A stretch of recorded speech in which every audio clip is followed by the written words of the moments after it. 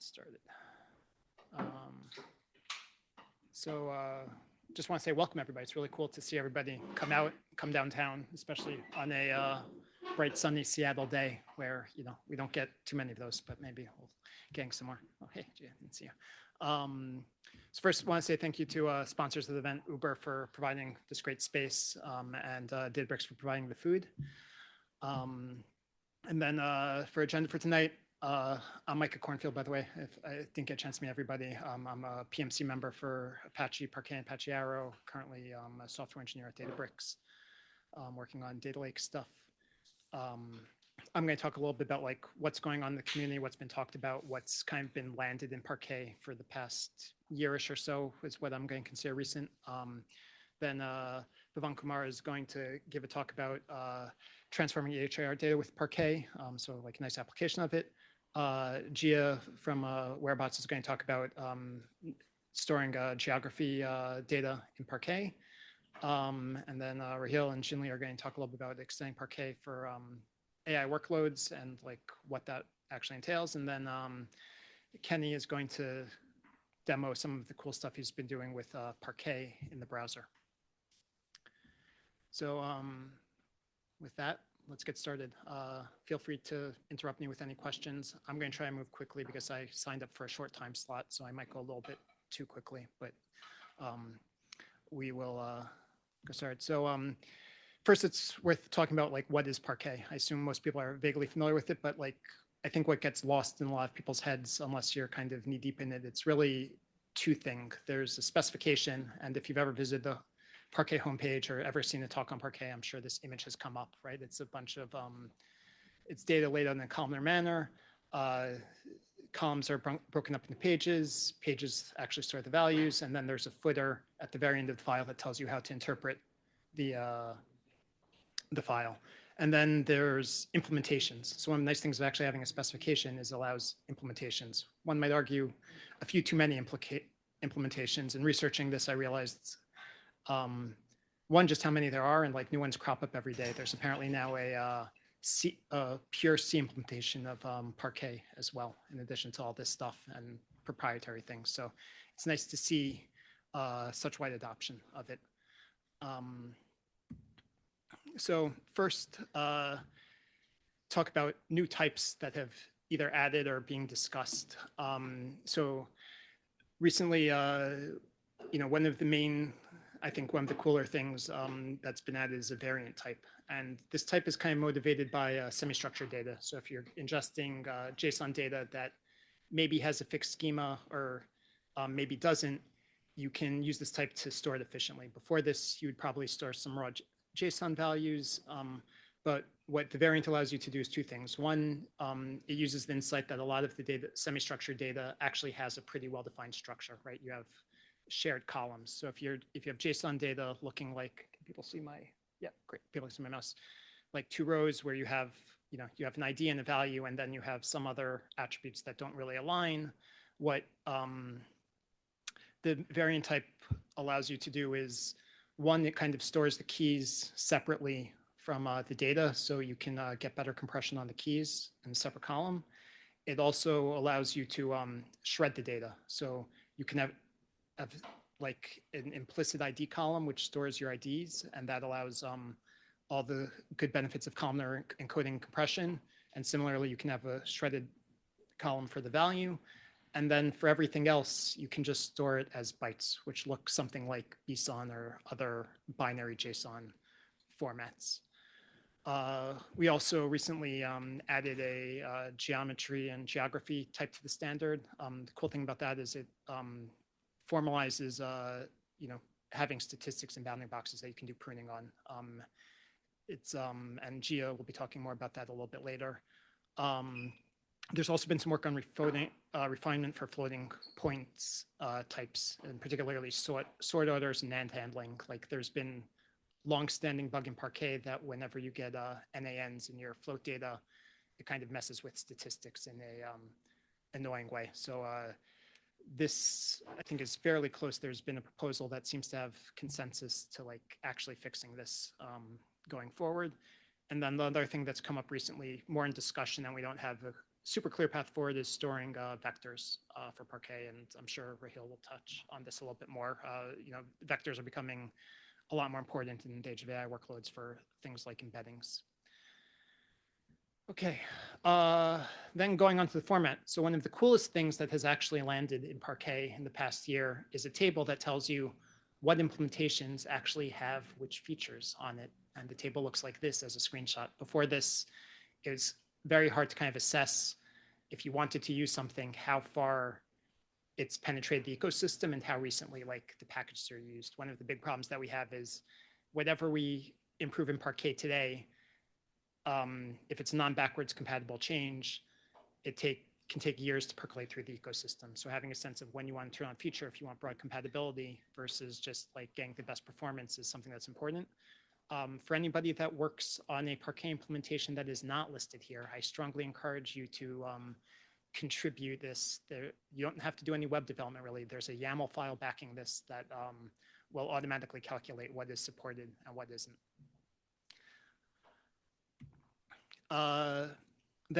So other formats improvements. So encodings. So I think the last encoding to Parquet was added about 4 or 5 years ago, if I remember correctly. And there's been a lot of academic research since, and there hasn't been a lot of new encodings in general. One, it's good to have a few good encodings just to like ease implementation burdens for all the different implementations we saw, but there's a lot of improvements to be had. So the thing that's closest to landing is a new encoding called ALP. And this is a encoding that encodes floating point numbers better. And it kind of has two benefits. One is that it actually is a floating point, a practical floating point encoding for when people use floating point to store numbers that are really like decimals. So like if you have values 0.75 and 0.5, you can rationalize those to like whole integers 75 and 50 by multiplying by 100. And then it does frame of reference encoding to make these numbers smaller. And so instead of taking 16 bytes in this particular example, you can encode all these values in 10 bytes. The other cool thing about ALP is it's the first encoding other than kind of the plain encoding that you can do efficient random access to a particular value. So it encodes values in fixed size groups. So if you know the index of your value, you can quickly access that value. And random access has also become more important for analytical workloads as they progress. So this has gone through a lot of discussion. It's currently, there's a PR up for the actual specification change, and then there's a couple of PRs up for the implementations in C++ and Java. Let's see. Okay, other encodings that are kind of progressing, don't really have a lot of force behind right now is FSST. It's another more recent encoding that's gained a lot of mind share. It's a lightweight encoding that seems to get about 2x better compression on a lot of data sets with comparable decoding speed to LZ4 and also somewhat faster. And then in general, when we're talking about improved byte array encodings, like starting to look at, can we do things that are better for random access? So can we compress chunks of values instead of compressing whole pages at once so that we don't get a lot of read amplification if we are trying to do random access? There's been a lot of discussions on the new footer, and this has come back and forth being like, let's just use flat buffers because it's zero encoding overhead. You just need to pay some price for compression. And then people are like, let's see how far we can push thrift. And it's gone back and forth, and there's a working group to see how it is. There's actually been a lot of cool improvements to thrift that this has driven, particularly in the Rust implementation, where people have, I think, 2x the throughput of thrift decoding. But a lot of that is like magic that Rust allows you to do safe and isn't really available in other languages. So we'll see where that lands. Last, I think the other really cool thing is you don't actually need to change the specification to get improvements in a lot of ways. There's been a lot of kind of interesting problems that have been open for a while that people have contributed implementations that kind of fix. So the first one that I thought was really neat was bloom filter sizing. So is everybody familiar with bloom filters here? Raise your hand. I'm not seeing everybody shake their head. So real quickly, bloom filters are a probabilistic data structure that allow you to say when something is definitely not in your set of data, and tells you with high probability when it is in your set of data. So these are useful for indexes. So you can probe a bloom filter for a specific key, and then you know if you need to actually decode the entire Parquet file. So for things like UUIDs, but not everything's a UUID, and not everything is guaranteed to be unique per row. So you run into this interesting problem of sizing bloom filters, where there's actually, you need to provide two parameters. One is an estimate of the set size you want to encode, and the other one is your false probability percentage. And like when you decide these up front, sometimes you get really wacky Parquet files where the bloom filter takes up a megabyte of space and the data file is only like a few kilobytes of actual data just because you've picked the parameters wrong. So an engineer recently opened up something against Parquet RS. By the way, these titles are the titles of PRs or names that you can use to Google it if you're interested in learning more.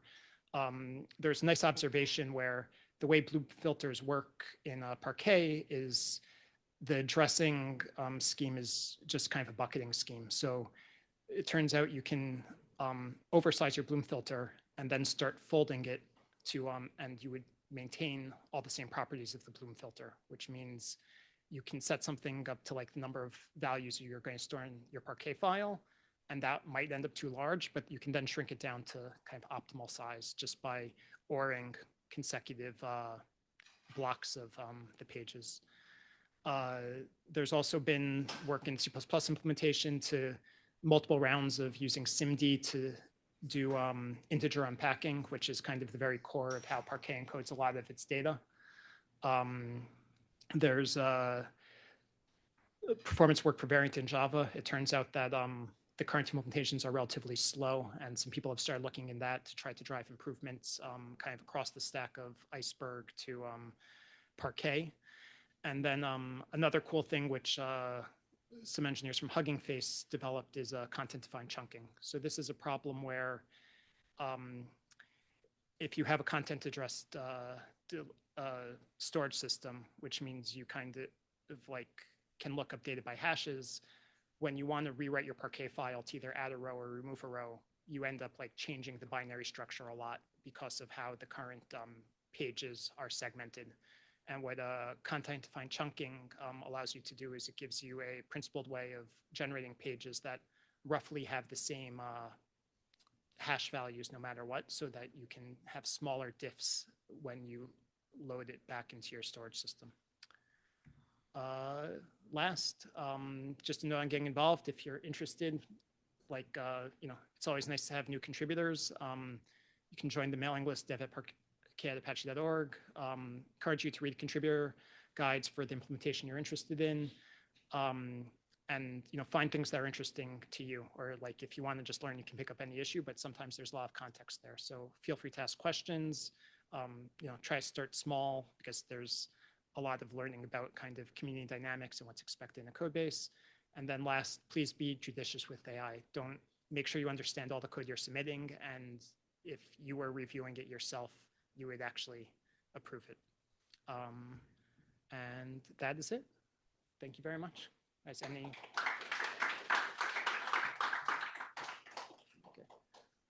Any questions? Otherwise, can move on to Pavan Kumar. I think you want to come next. Here? No, there you are.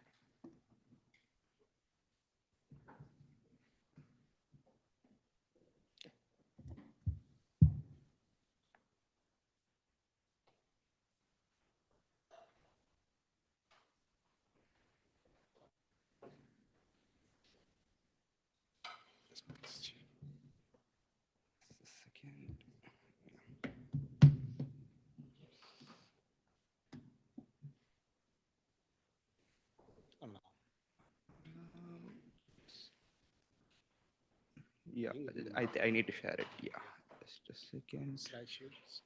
1 second. Presenter view. Okay. Okay. Oops, the other way around. 1 second. Uh, USB, yes, yeah. yes, this should work. Right. Okay. Yeah. Okay. Try to get it closer. I think. Oh yeah. I think last time. Uh-huh. It was not Here, working. yeah, it's Yeah. not Okay. Yeah. gonna be Mhm. noise. Okay. It's Yeah. good. Okay. All right. Hey, hi everyone. I'm Pavan. I'm a master's student here at UW, and I work as a graduate student researcher in the Department of Health Sciences. And I'm going to be presenting you a common challenge we face when we try to analyze health data. So, without wasting any time, let's get started. So, yeah, before getting into the depth itself, let me quickly introduce to the FIRE or the FHIR format to you. So, before this, it was very difficult for hospitals to exchange healthcare information, and FL7 as an organization has mandated this to be the exchanging format for hospitals so that they could communicate.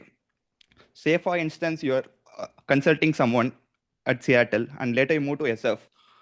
In order to avoid losing any of your health history when you move there, you have something like this that works across like multiple vendor softwares, say for example Epic and Cerner, and this would facilitate the uh, communication part of it. This was mandated, and for the sake of this demo, I have generated synthetic healthcare data, so it becomes easier for me to show it. So we have 15,000 patient records in this, and it is roughly about 51 GB of JSON file size. So let me quickly show you how a fire record looks like. Yeah. So as you see, a fire record is a bundle. So imagine bundle as something like an a container where you store in multiple resources. So everything in fire is a resource. Say it be it called like patient or like observation. Each of these are resources. So you put them all together as a bundle. So the idea of bundle is to hold in multiple resources together and have it as a single entity. If I could go to the finer part of it, which is the observation, this is again one resource type, and patient is other resource type, as I was telling earlier. So you see in here, let me zoom it a bit for you if it's possible. Oh, okay. Yeah. So you see in the key and the value pairs here, the system, which is the every hospitals, they have their own system of representing data, and that's why it has to be mentioned here. And next is the code. So what particular value are you trying to measure here? So if you see, it's body height. So every hospitals, they try to measure things on their own. So we needed a standard format for it. That's why we have this code values here. And in this way, each of the resources can be seen and put together as form of bundle. You see, now it has solved the problem of interoperability. So we have standardized a format that would help us to represent values in a consistent basis. But when it comes to analysis, here is the challenge. If I had to go here, you see, we describe this as polymorphic schema. So if I had to go back here, you see the value quantity. The key itself is going to vary based on the resource type, which is a challenge. So you're going to be having value quantity or at times value string and codable concepts at times. So because of this, this becomes a key challenge when you try to analyze it. And also, since we don't have a fixed schema, it becomes an irreliable source for us to analyze it from downstream. And also, this is the main point. It becomes very inefficient for us to do an analysis at all. So to solve this, we introduced Parquet as a file format to do analysis efficiently. So how does Parquet help us in this case? As you all know, we have our columnar storage. So this would mean that we can leverage the advantage of the predicate pushdown and the data tuning itself. So instead of querying all the columns that are unnecessary, we could only take the columns of our interest and query it. And also, we could intelligently skip off the rows that are not necessary because we have the metadata stats with us, the min-max, and also the mapping of the strings that would help us to compress the string values and store it efficiently. And also, when it comes to the schema enforcement, we have a reliable schema from what we had seen earlier, at least. So this would mean that for the downstream, we have a reliable means of querying data. So if I had to transform these, the fire record you had seen earlier into tables, it would look something like this. So we flatten it, and for instance, I had taken two of the resource types which you had seen. There are like multiple resource types, and patient and observation are of our interest now. So the patient table looks something like this. You have patient ID, gender, birth year, and age. And when it comes to the observation table, it's patient ID or the observation code. For instance, if you're measuring the body height, then this code corresponds to that particular measurement. And the value itself, and the type of the value, and the date it was measured. Right now, everything sounds good. We are able to solve the problem of like analysis, but when it comes to the compliance and the changing of the or the ability to handle changes, Parquet becomes a challenge because of the immutable nature of it. So here is where we need to cleverly modify the solution to still ensure that this is functional. So coming here, I have worked with lots of data, but my French is a bit weak. So is there someone who can read out French for me? Okay. No one? Okay, surprise. Okay, I had to do some homework, and eventually found out that we have a patient, Mbappe from France, and he wants his record to be deleted, and we'll have to comply to GDPR, which gives us which gives him the right to erasure. So through this, as he has this, we have to figure out a solution that would allow us to efficiently delete his particular record from our tables, or from our health records. So the immediate and naive solution one would think of is partitioning the table by the patient ID itself. So that's what I tried doing here. You partition it by patient IDs, and when you have to remove his particular record, you simply use a shell command to shell command to remove his record. You see, this solution is working, but when it scales up, there are several other challenges. Let's assume that this problem is solved. But when it comes back to the other part, which is the right to rectification, which means if at all any entry office or any observation of this particular patient's value changes, then we would also have to modify it. So to account for this, then we'll have to redesign our solution. And this is where we introduce delta lakes. And because Parquet is immutable, we cannot update and delete rows. We introduce delta lakes, which is built on top of Parquet, and it allows us to make amendments while masking the old rows. And as an added advantage of using delta lakes, you also get to comply with the HIPAA and GDPR compliance standards, as you get to view the earlier versions of the data with the time travel feature in Parquet. So if I have to show this action, it would make things clearer for you. Just give me a second for this.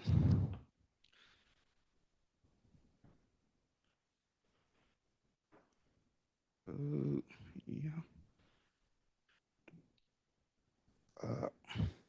Yep. Oops, I'm not able to see my cursor. Yeah, here it is. Oh yeah, it is a simple Jupyter implementation. To start off with, we load the synthetic data that we had generated. It is all JSON files. You just load them up, and to see how an fire record looks like, it would be something like this. As I had mentioned earlier, everything inside a fire is a resource. So you see inside a single fire record, you see like over 200 plus observations and like close to 200 procedures. So these are all individual resources. So for a single visit, you end up generating up to 50 to 60 resources of these. And this is why it becomes really challenging to work with fire records. So to handle this, we try to denest the JSON. We start off by breaking it down. As I had mentioned about the polymorphic schema problem, we try to handle that first. So if the field doesn't, the key is value quantity, then you handle it in a different way. If it's value string, then it's in a different way. So in this, in this way, you try to parse it. And once you parse this, you also have another function for parsing the observation. So in this demo, we are only concerned about two types of resource types. One is the patient and other is observation, which you had seen in the earlier slides as well.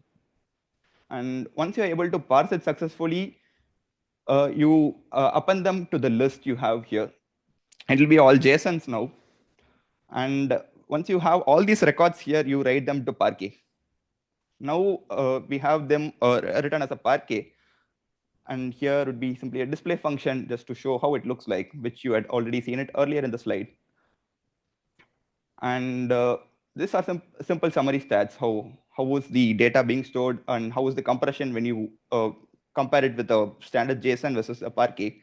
You see there is a significant amount of compression involved. So this fair compression ratio means that we are only accounting for the two types of resources we are interested in, the patient and the observation.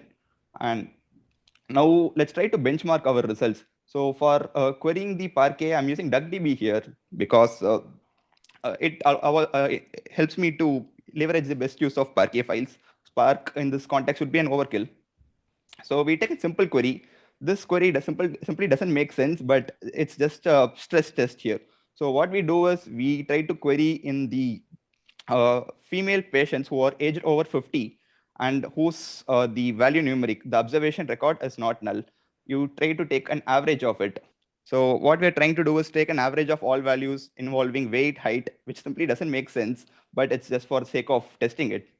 So you see, in pandas, it took approximately about 27 seconds, and in the combination with the DuckDB and Parquet solution, it's less than 2 seconds. And this earlier we had given them the advantage of having the data loaded into the memory, but this time what we're trying to do is making the pandas read the Parquet file from the stored Parquet file rather than having it in the memory already. This time you'd see a significant difference because every time it's being read from the storage instead of having it in the memory. So you see the entire read took approximately about 73 seconds, whereas in the DuckDB it's much simpler and it takes much lesser time. And we come to the final part of the implementation where you write it to Delta Lakes, and this is how it's going to be. You'd have a log file, and this is how the log looks. And once you have it returned, as I had shown earlier, complying to the HIPAA standards, we try to see how we can like delete the data. So once you perform a simple delete operation, just like load the delta table and delete it, you would have a good number of rows dropped in. So you see like roughly about 300 rows are dropped. And when it comes to the time travel part, where you can like look at the versions of the earlier versions of the data, and that is also possible by using this delta lake here. And also the record amendment, where you had to change the record itself. And that is also possible. So here we are changing the record from 175.6 to a particular patient to 999. And this is done. So that brings the end of this demo. Let me go back to the slides quickly.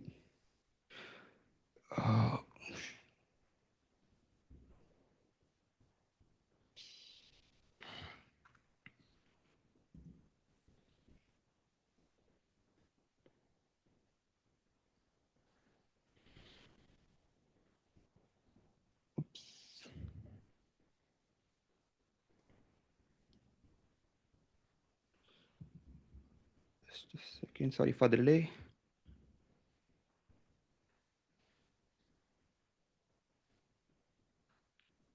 Oops.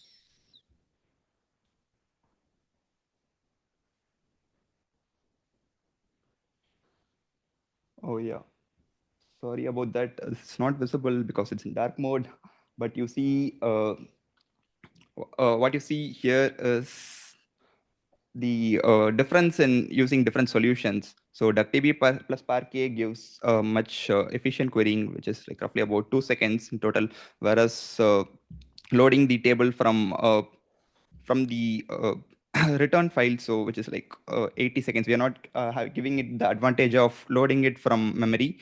And when you have it in memory, yeah, that's a simple advantage, so which causes it to drop it to 29 seconds. And when it comes to the architecture, just a second, it's not changing. Oops, it's wrong.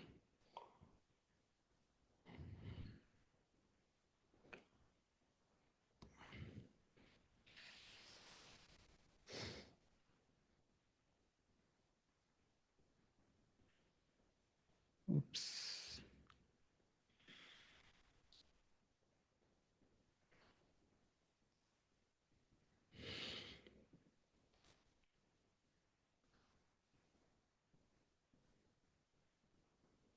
Oh yeah, sorry about that again. Yeah, so the architecture would be something like this. So simply following a Medallion architecture style, we try to implement the patient ID partition strategy in the bronze layer. So we don't give any scope of losing data, and the HIPAA compliance would be uh, there in the gold layer. And in between the silver layer, you'd have the normalized data here. So yeah, as we head to the summary, second, why is it not changing again? Come on. Oops. Sorry about that.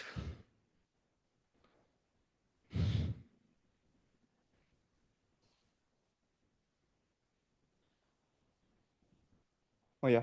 So this brings a summary. We have three different problems. So we were able to efficiently address the right to erasure and amendment problem, but there's one problem which we weren't able to address, which is the derived data part. So say for example, you're training an ML model, and you had the patient's record used for training that model. Now the patient tells that he wants his record to be removed. You were able to remove the record that was stored in your database. But when it comes to the model itself, you'll have to find a way to efficiently retrain it. And this is an open challenge which is yet to be solved. Uh, so this is still a problem in the industry, and it is yet to be addressed. So any Q&A, any questions? Questions?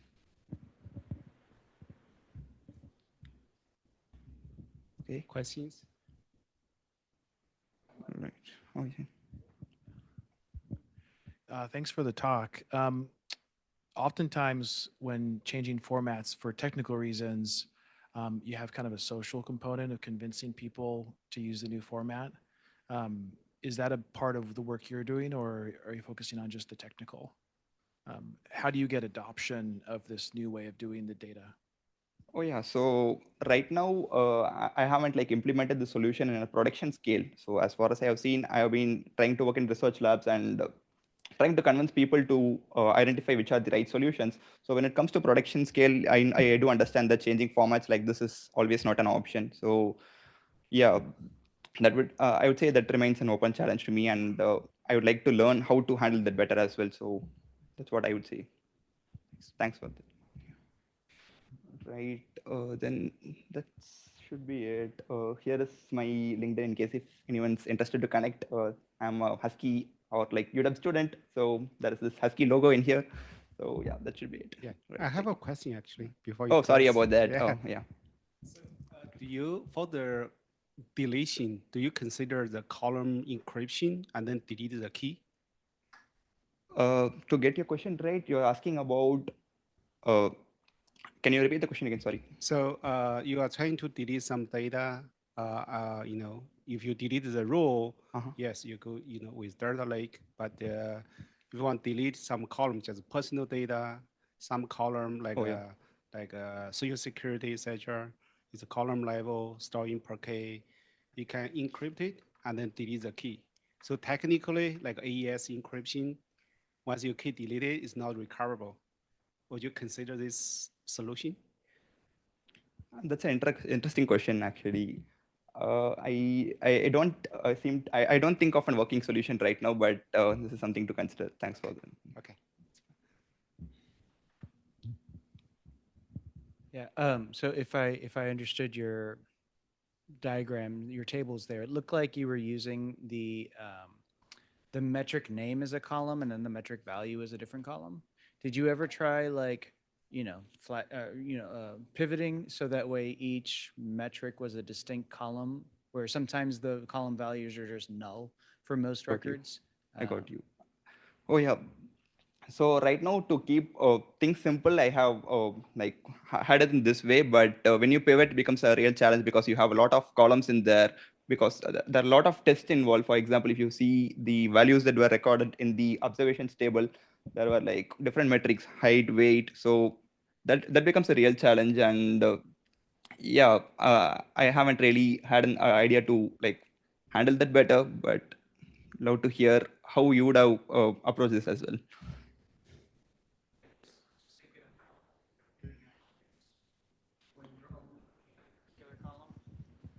Yeah, sorry, just if you're doing analytics and you're only interested in a subset of columns, if you can skip all the records where the column values are null, you don't have to load them at all. And even, right, like you don't have to load many of the column values at all, right? Like if they're completely irrelevant. That's what I was just kind of wondering. And that is how we actually in Parquet implicitly should be able to handle that, right? Because we do have this advantage of column pruning. So you just look at the mapping, and if it's null, you can efficiently skip it, right? So is that the right way to go? Is what? Okay, right. Anything else? More questions? More questions? Okay, let's go All next. right, then. Thank you. Thank you. Yeah, QR again.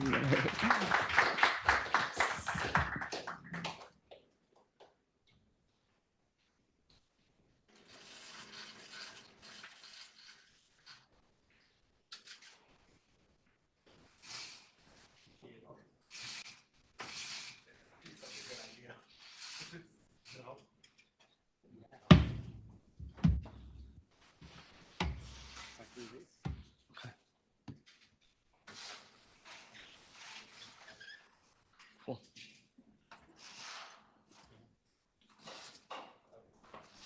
Nice.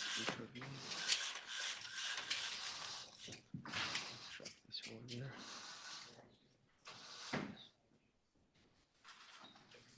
好像你需要去好了，去那边突然。啊，也是一个看。Okay, it works. Yeah, it works.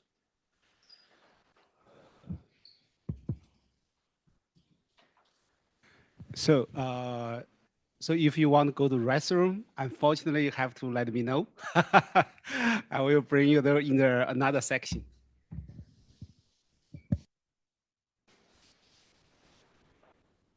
All right. Hi, folks. Thanks for being here. Today, I'm very happy to be here and talk about how to store physical world data in Apache Parquet using the native geospatial data type. A little bit about myself. I'm a co-founder of Variables, and I'm also the PMC chair of Apache Sedona, which is a top-level project in Apache Server Foundation. And prior to founding Variables, I was a professor of computer science at Washington State University. And for today, I was also the co-designer of this Parquet native geospatial data type spec. So here is today's agenda. So we're first going to talk about why we actually need native geospatial type in Parquet. And then we're going to go through the exact spec we introduced in Parquet. And then we're going to talk about performance, in particular, how this spatial filter pushdown helps with the pruning. And then we're going to talk about the current ecosystem adoption. So why native geospatial data type? So for many, many years, so the lakehouse data have moved forward. So in the past decade, so we have witnessed the evolution of lakehouse architecture, right? But the geospatial data was left behind. So in fact, geospatial data is actually everywhere. So when we talk about real physical world data, right? So that includes, if you look at the picture right there, so that includes the building footprints and road networks, GPS traces, as well as walking paths, flight. So all these are huge data. You end up having trillions of rows and petabyte of geometries, right? On the other hand, like I mentioned before, so the modern analytics has moved to the columnar lakehouse architecture, and the Parquet has become the de facto storage format, right? But the geospatial data has historically lived outside the warehouse. So they were stored in all sorts of different weird formats. So here is a short history about the traditional geospatial file formats. So there are over 80 plus traditional file formats, and each solve a small slice of the problem. So in the 90s, right, there is a shapefile. So it introduced a bunch of sidecar files alongside with a file that stores the actual geospatial objects. And in around 2008, so we have GeoJSON file, which add geospatial data into the JSON format. Then we have GeoPackage, which adds sidecar metadata on top of SQLite. And then around 2022, finally, we have this thing called GeoParquet. So it became the first cloud native sort of format. But what it did is it tries to add geospatial metadata as sidecar metadata on top of the Parquet file. And all this fragmentation kills the interoperability and performance, because all this data stored in different formats, right? You won't be able to find a single place to integrate and interoperate with all the different formats. So now let's talk about GeoParquet a little bit. So GeoParquet, actually, like I mentioned, it was introduced around 2022 as a community effort in the geospatial community. So it got many things right. So for example, it used the WKB encoding format to encode geometry data type, and it used prior JSON format for the CRS. And there are many tools support that, including GeoPandas, Apache Sedona, BigQuery, DuckDB as well.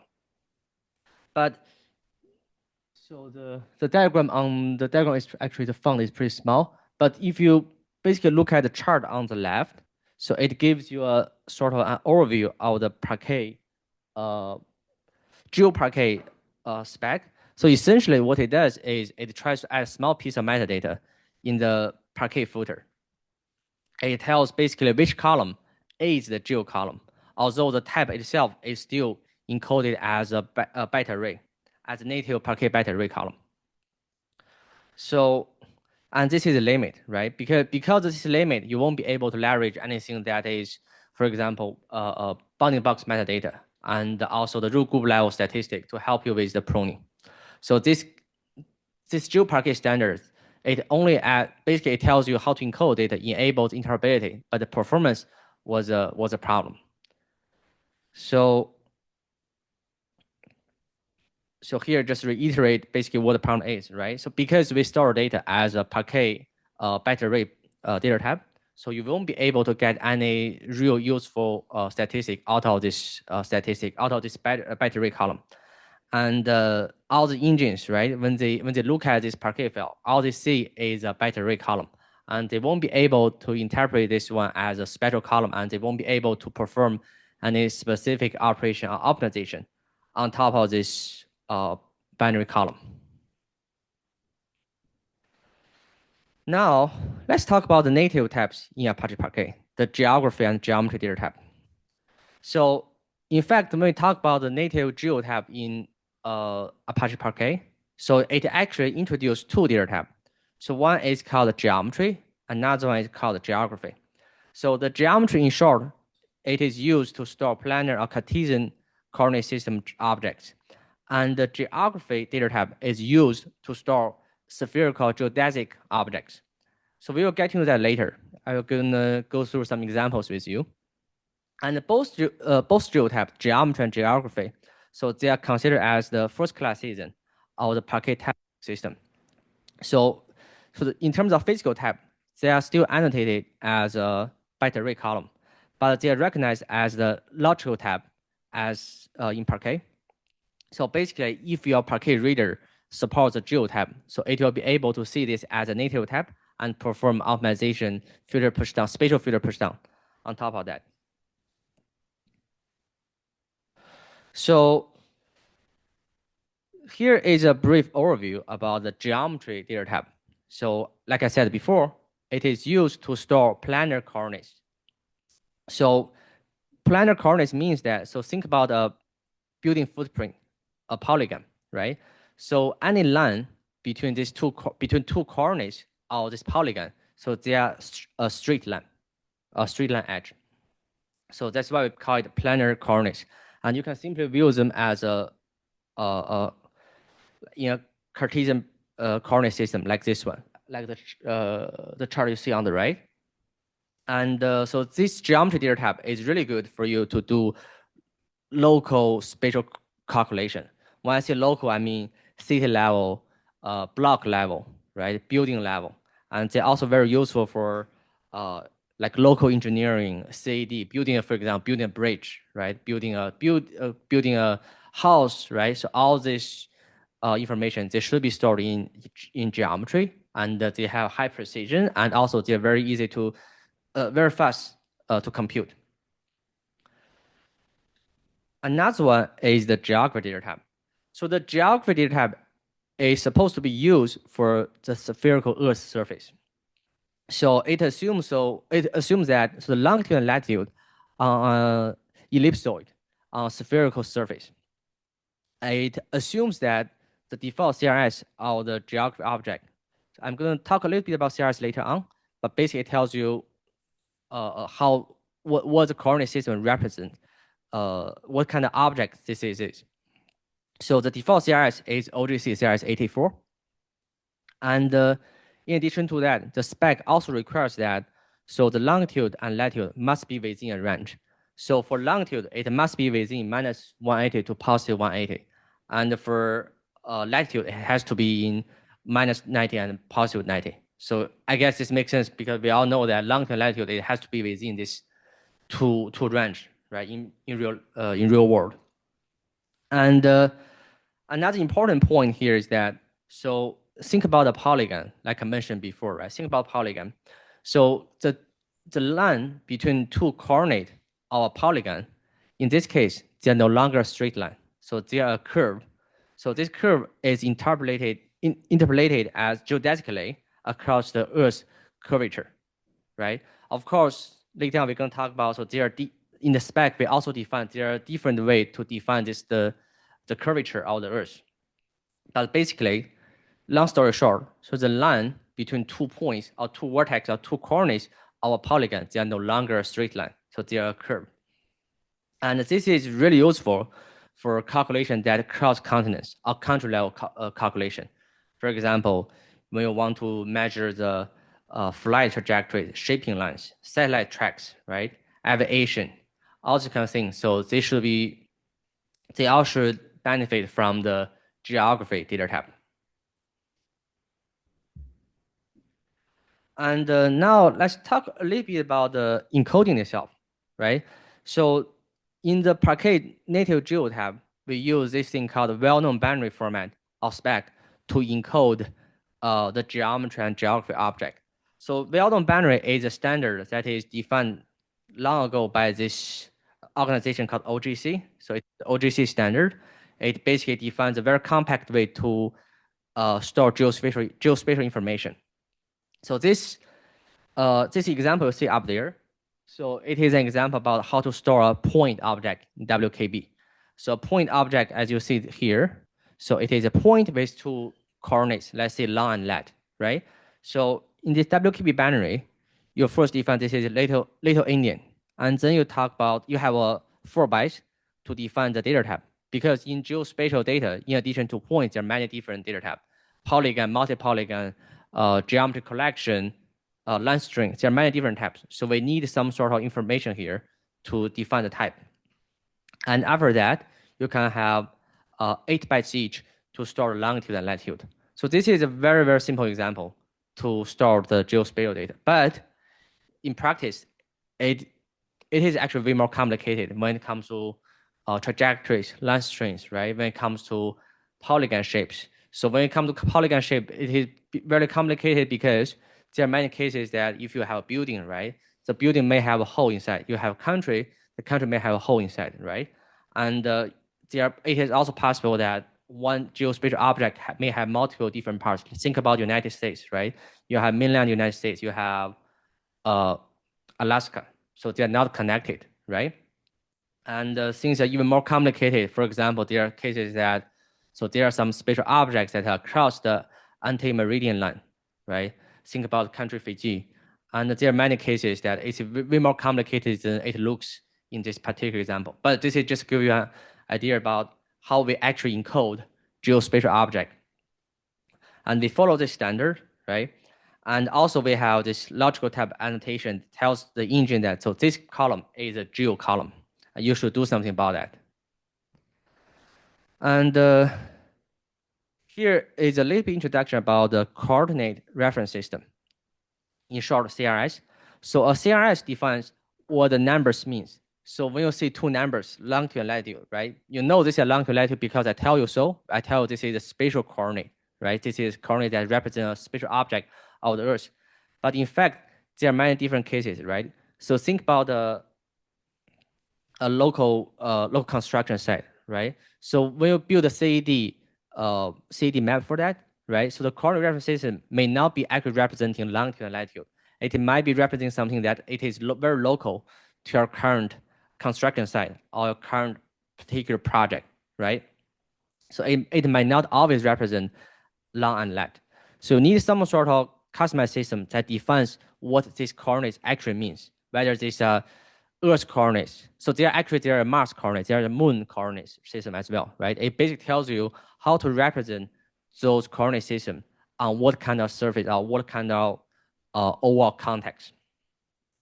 So in the Parquet native data type, so the CRS is actually a parameter of the Parquet native geological type.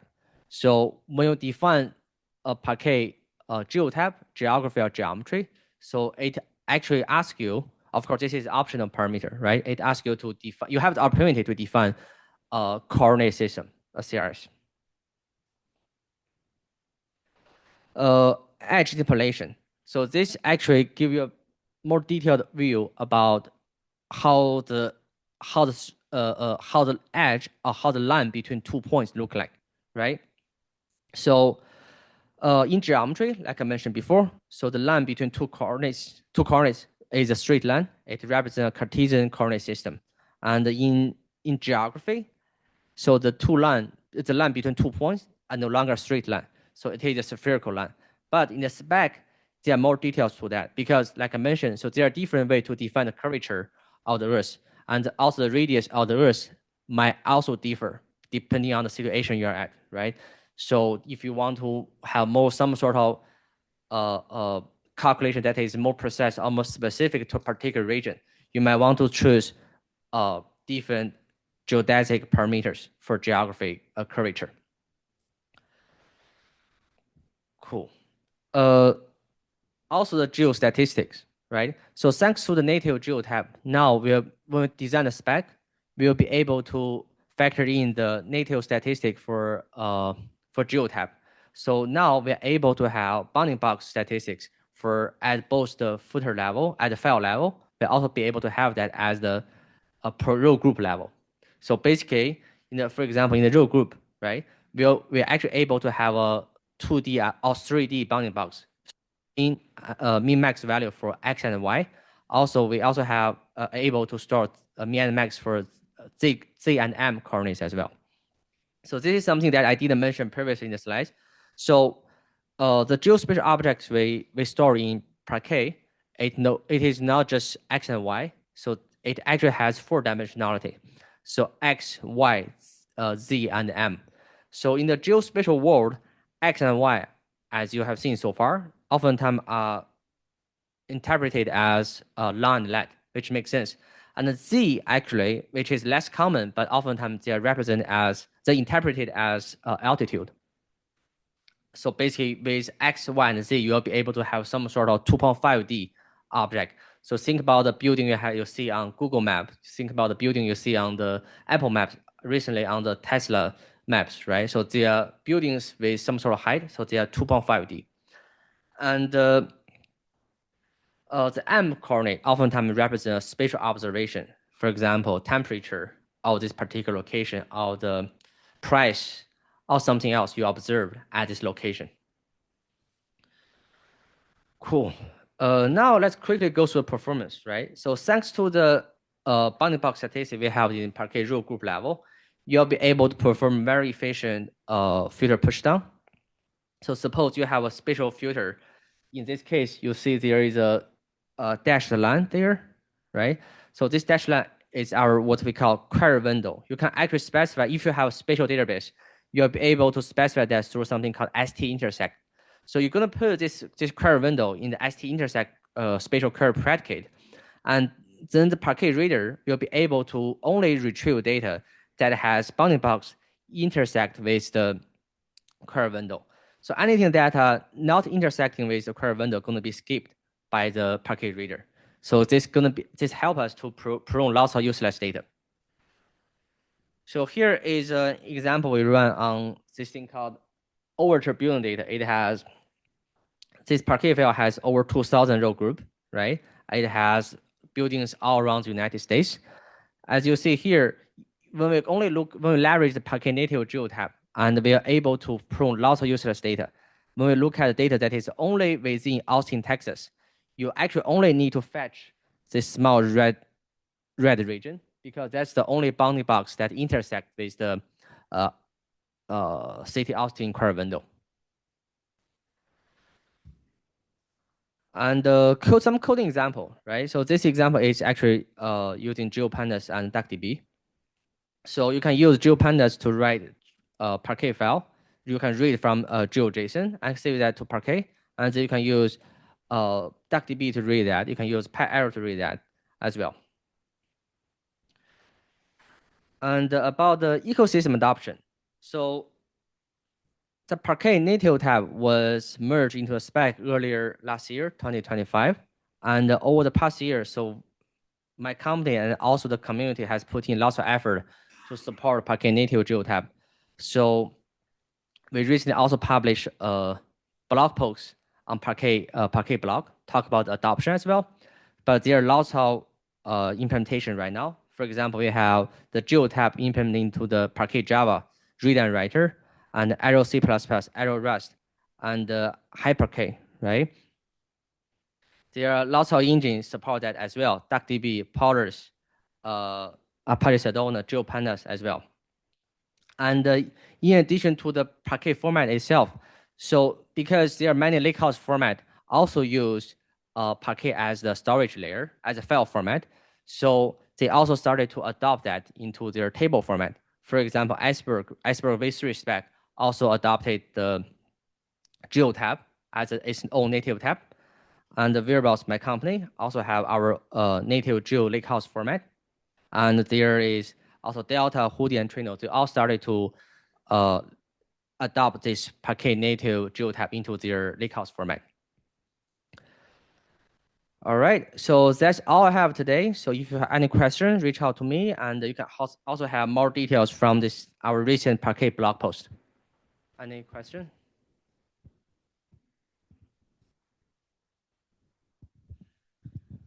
I feel like best practices in Parquet have trended in the direction of not doing row groups, like having one big row group, but it's different for geospatial stuff, particularly.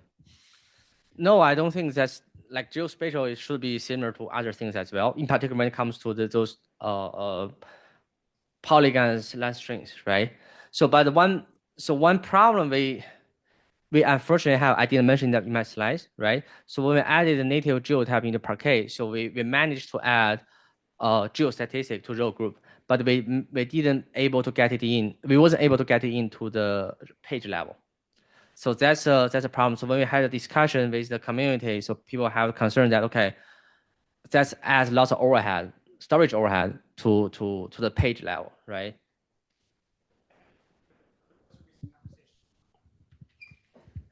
Yeah, I think that was a concern, but somebody actually tried prototyping it recently. I don't know if you saw that thread. Yes, I saw that. So, So yeah, we participated in that. So yeah, I like the idea. Originally, the spec has that statistic in page level, but Ruan saying that it is like cost lot storage overhead, and we didn't have clear evidence that that's going to improve the pruning performance. Yeah, but now I think there's Yes, I stronger think it evidence, is. so we can Yeah. maybe get it in. I think the person's doing it on their spare time, so if people want to help out there, that might be something. Yeah, as long yeah, as we sure, do the sure. numbers, but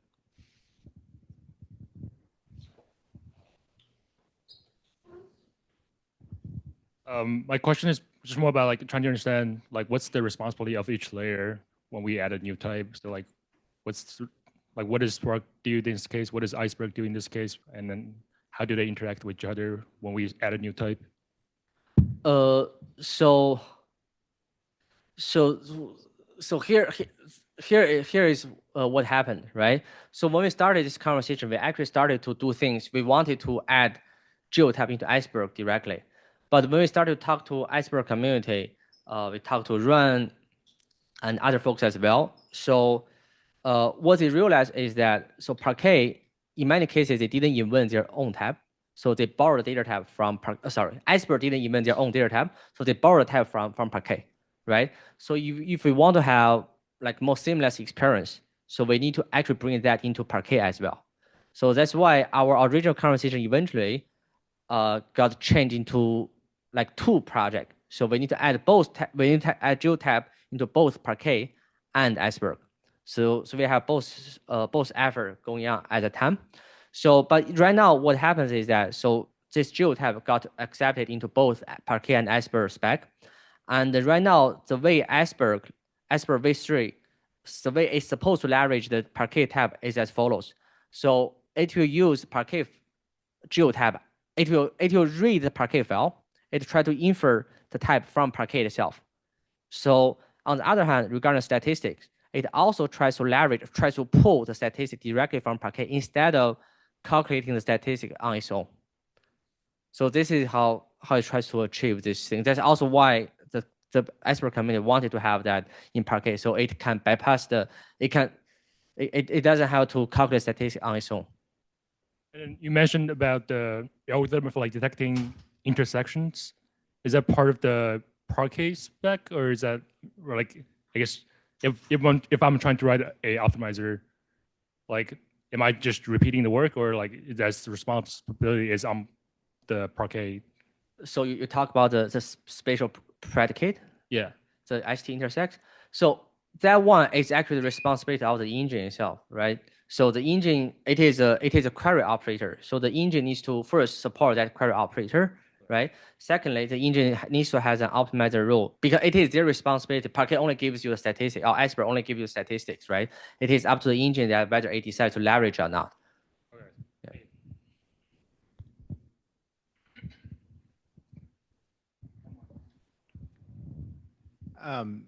I think around the time there was the native types were added to Parquet. GeoParquet added support for like more efficient encodings, like GeoArrow, right? Are there plans to use that in Parquet, the native types, rather than just well-known binary?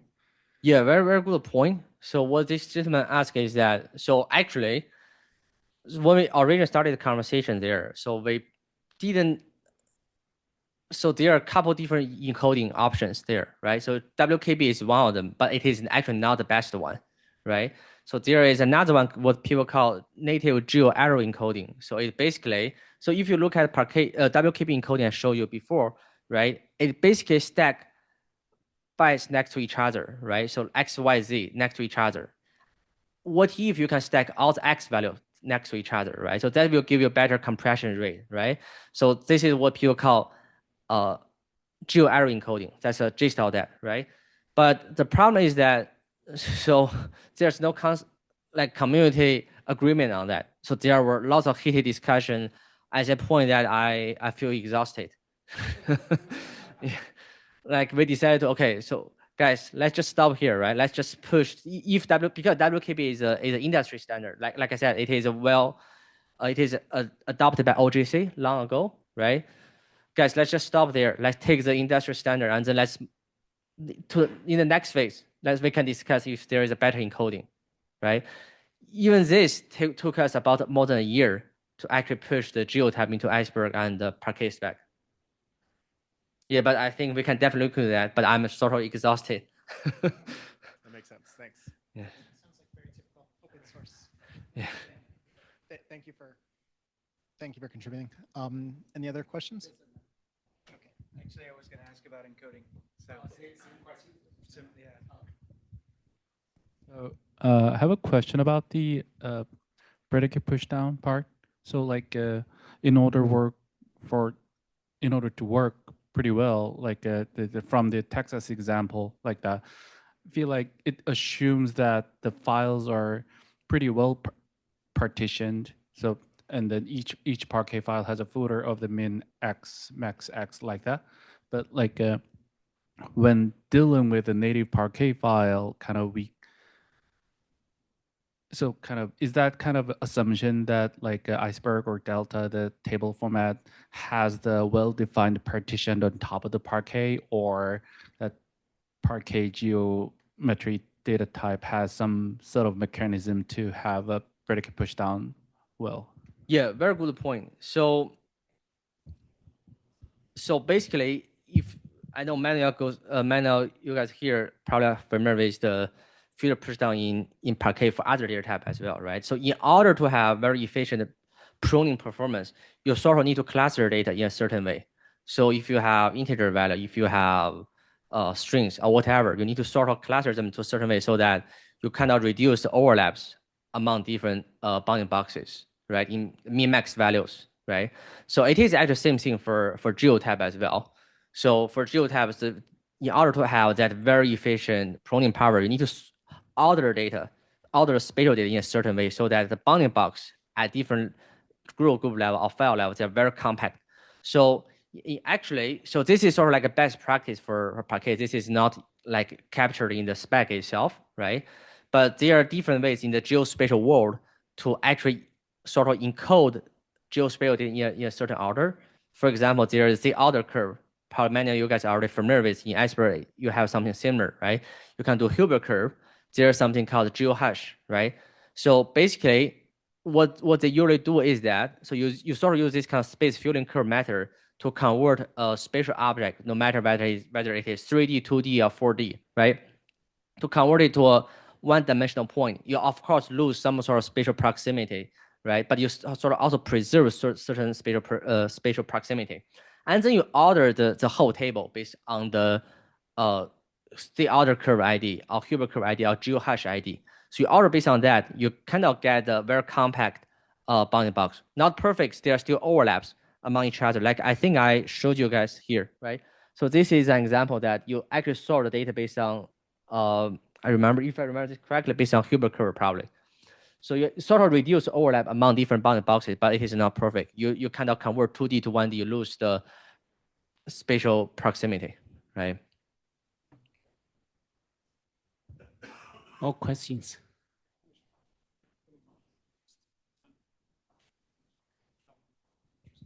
Okay, yeah, let's move on. Okay, thank you. Thank you.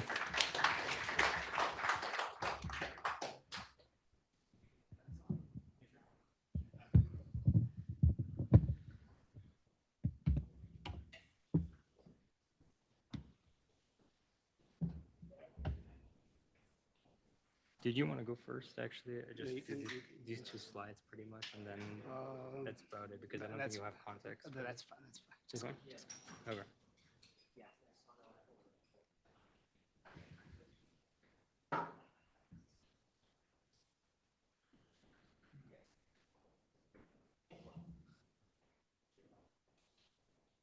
Okay, let's see. Just showing.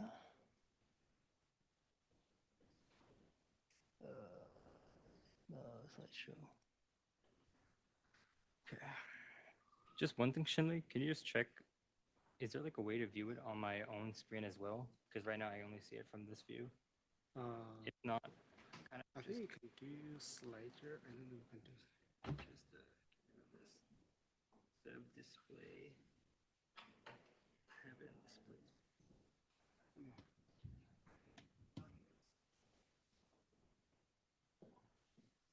I think it's probably just moving display. Let me try this again. I think it should work. I think it should do mirror. Let me try one more time. So Yeah. pretty much I have this. Oh, mirror. Okay. Mirror. Yeah, mirror. Okay. That looks pretty good, I guess. Yeah, I think good. I'll just stick with mirror then. Yeah. Okay. Okay, I think we could Cool then. just try to get closer to. Okay, cool. All right. Good evening, everyone. Happy to be here. My talk today is going to be on embeddings, blob, and vector search via Apache Hoodie, and basically building on top of Apache Parquet for AI workloads. So a little bit about myself. I'm a person who is currently working at OneHouse, which is a data startup. We offer Spark runtime. We have table optimization. We allow users to store their tables in one of the popular table formats like Apache Hoodie, Iceberg, Delta. And I'm also an open source contributor to Apache Hoodie, Iceberg, a PMC for Xtable, and a contributor for Polaris. I think today I'll probably be just giving this talk, but thank you to Shinli for hosting and also for allowing me to speak on this topic. So before we even talk about Hoodie and we talk about Parquet, I wanted to give just a brief overview of the landscape in 2026 when it comes to AI. So essentially, agents are now the new commodity for both individuals as well as enterprises. I'm pretty sure all of us in the audience are using some type of coding agent, whether that be OpenAI's Codex or Cloud Code. And essentially, what's happening is that employees are empowered to use these tools for doing things like code execution, code review, email automation, etc. The question becomes now, how do you actually have your agent stay on task? Because essentially, these AI agents can hallucinate. So the question becomes, how do we provide the right context to these AI agents in order for them to have accurate and meaningful results? And essentially, that means just providing high quality data sources as well as building data systems for this new paradigm. So what I mean by this is data now has two shapes. If we think about for the last 2 decades, most data systems are focused on storing tabular data. What I mean by this is you're typically storing things like integers, floats, timestamps, and your access pattern are usually doing OLAP style queries. You're usually pruning out a set of columns using like some kind of select. You're doing some kind of aggregation, like a group by, and you're scanning vast amounts of rows of your table in order to derive some type of pattern. If we think about AI agents, though, they require more than just tabular information. For example, if you're debugging an issue, you might be giving a screenshot or an image to the actual agent. If you are an enterprise and you have, let's just say, some customer audio transcripts of reviews of your product, you might be storing that.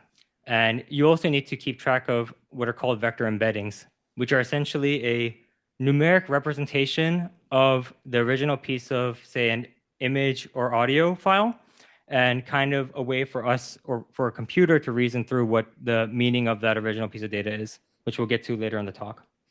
So fundamentally, the types of data you're storing different things such as images, videos, vector embeddings, semi-structured data. The access pattern is also different. So for example, if you have something like, say, 2 images and you want to find relevancy to each of them, you can't just do a standard OLAP style query where you're doing a filter like a where clause, because these are basically just bytes. So you need a new way of actually being able to query this information. Similarly, if you're training a model, instead of your model basically having to scan vast amounts of rows, you actually want it to be able to sample very quickly so it can actually make predictions and get fine-tuned. In this case, you need to enable patterns like a fast random access. So fundamentally, the problem now is that your data platform team has to store each of these different types of data in different systems, as well as those systems are catered towards specific workloads. So vector DBs have become very popular because they offer the ability to store these embeddings as well as provide a vector search API. If you need to store JSON-like data, you're typically using something like a MongoDB or DynamoDB, so a document store. And for structured data, the golden standard has still been just data warehouses when it comes to these massive systems like Snowflake and Amazon Redshift. But the problem now is that you have to maintain consistency across all of these different data systems. So you're duplicating vast amounts of data across these systems. Your team has to have a lot of operational knowledge in order to even manage and use these tools to the best of their ability. And each of these systems also has their own way of defining access control. So you have no way of basically having a unified view of which people have specific access to certain columns or rows within your table. And finally, it's just very expensive. So can we do better? Can lake houses help? And I feel like I'm always frustrated with the marketing jargon that our industry has when it comes to these terms, but what is actually a lake house? Does it involve you crying to actually use the system? No. Instead, it's actually an architectural pattern. So essentially you treat object storage as a shared disk. On top of object storage, you use one of these file formats like Apache Parquet, which are the actual underlying data representation of what you're trying to store in your system. Now you can bring a table format like Apache Hoodie, Iceberg, or Delta Lake. This basically gives you the database guarantees that we've had in traditional RD relational database systems. So things such as having atomicity, isolation, durability, so standard asset transactions, and being able to keep track of state. So if I want to query a table within a specific point in time, I should be able to do a time travel query or even roll back. Finally, since this data is in open formats on cloud storage, I can now bring my specific engines or tools to actually query that data that might be tailored to a particular workload. So the case I want to make is that at least amongst the original 3 formats, Hoodie is kind of building for the next generation of data. Essentially, we want to be providing the primitives needed for users in order to store things such as vector embeddings with the new vector logical type, the ability to store images or videos with the native blob type, the ability to provide a vector search API so that users can actually do similarity search. And then I think Micah already touched on this, which is pretty much already in the Parquet spec, but the ability for users to store JSON data in the form of variant. So let's first talk about blobs. Essentially, this is going to be your type you can use for images, audio, video, etc. And we provide 2 modes. So say you have data that is not so large, maybe like a low-res PNG file. In this case, it actually might be optimal to just have that data stored directly just within the Parquet file. The actual blob type itself is actually just a nested struct with a couple of subfields. So in this case, we have type, we have a binary data field, which will store the raw bytes of that original content.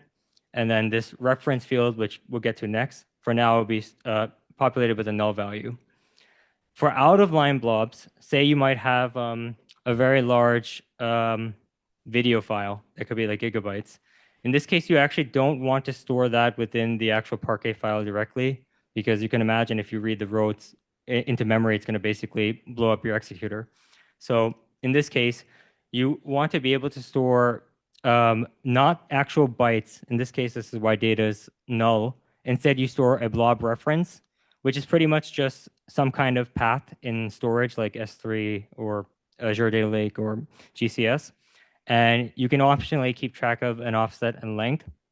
So where an offset and length might be useful is, say you have many blobs and you want to put them in like a blob container file.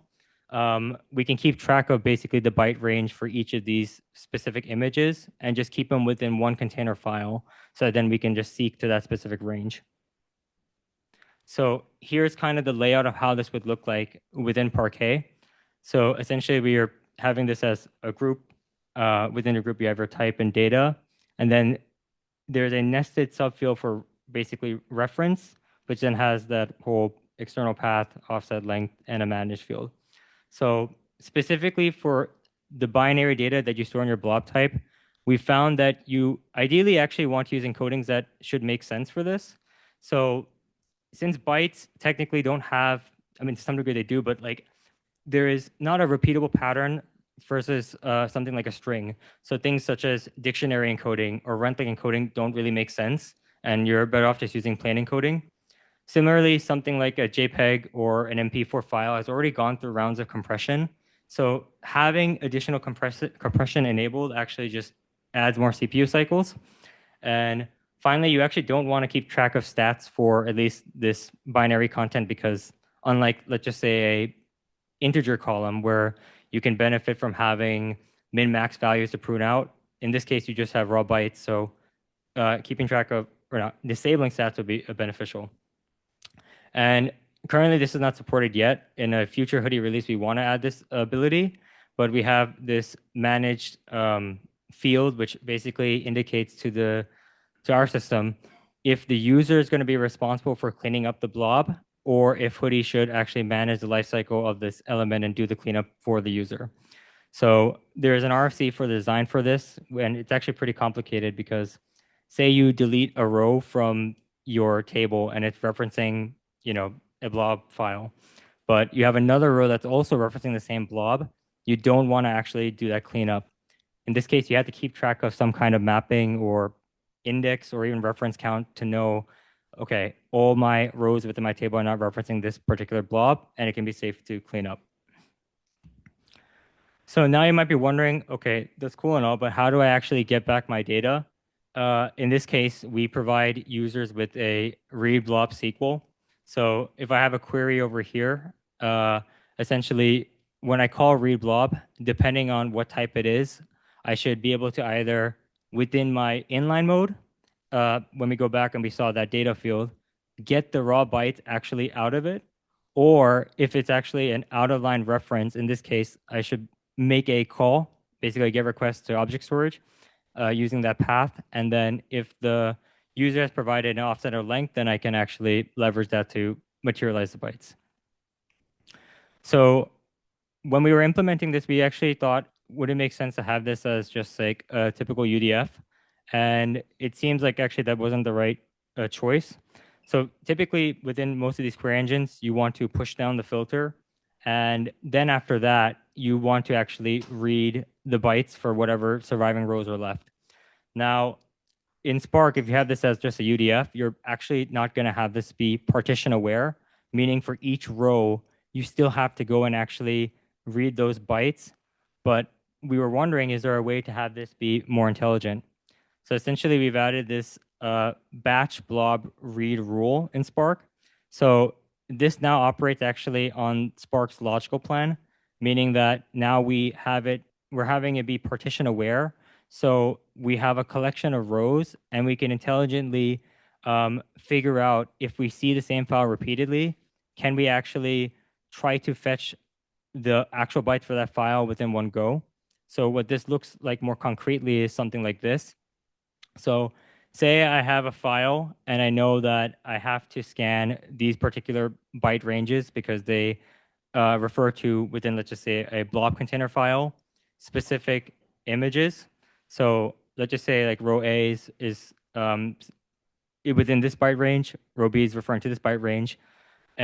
Instead of having to make separate network requests for these particular blobs, can I try to just batch them by basically coalescing their range and then doing one seek? And similarly, we can see this pattern repeated.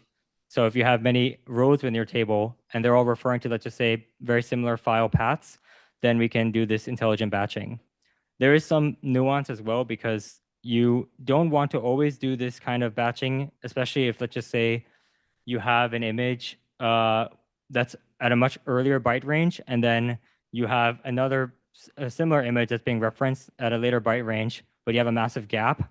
So in this case, this is kind of tunable to only do this coalescing if it's within like a reasonable range, like 4 kilobytes, rather than it being like multiple megabytes. So let's talk now about vector embeddings. What are they? Essentially, when you have something like images, documents, audio, etc., you'll call one of these either Frontier or even an open source model to basically take that original content and represent it into some numeric fashion. So each of the numbers within this vector, or we'll get to it, which is actually just array, pretty much they capture the essence or feature of the original piece of data, something maybe like the color or aesthetic of an image. And essentially, your application, when it's making, let's just say, some kind of query, you also will run it through another embedding model. The benefit now is that since you have these two embeddings and they both are now represented as just an array of numbers, you can use just basic math distance calculations in order to find how close they are. So the actual vector for how it looks like within Hoodie is basically this one-dimensional array, and it's a dense vector, meaning that we don't want to have within our array any null values. Typically, these vector embeddings can be very large. So dimension is the term, but it's pretty much just length. And essentially, each of these values correspond to a feature of the original piece of content. Typically, these embedding models will produce floating point values, but we've seen also doubles as well as for quantization, which is just a way of compressing that original vector. You can store ints as well. So we allow users to have basically could be either an array of floats, an array of doubles, or an array of ints. And this is just some SQL for how a user would define and actually insert into a table.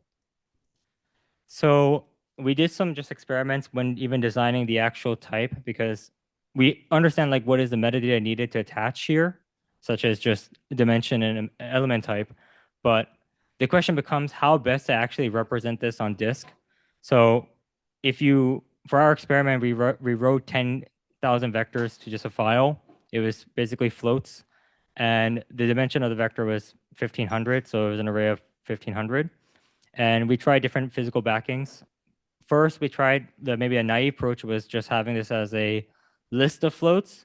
And then we tried having this as a fixed length byte array. So essentially, if you know ahead of time your element, say a float, and you know the dimension, you can allocate the specific bytes necessary to store that embedding. So we also tried out different encodings to see what would make sense for this type of data, and then different compression algorithms.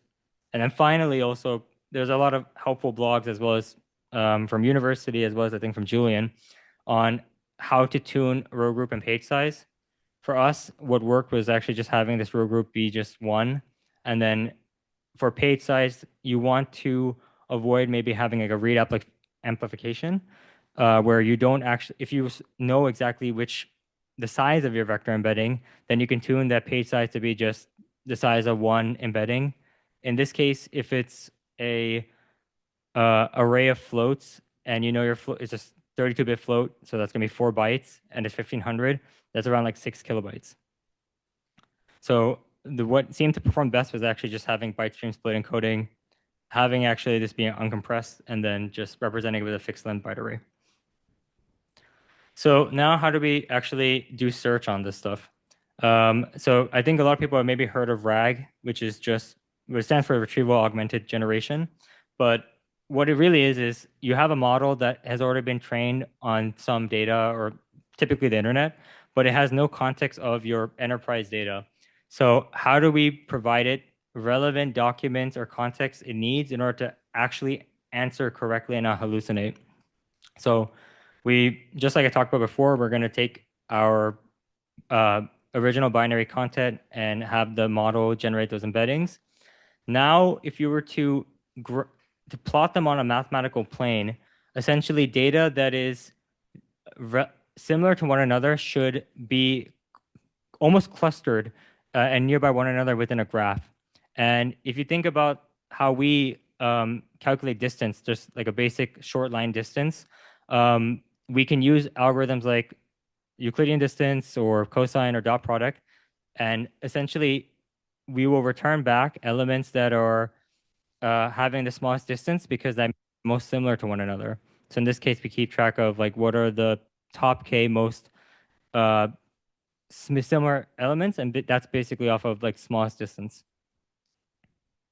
So the API we want to offer users in Hoodie is 2 modes, essentially a single query embedding mode and then a batch mode.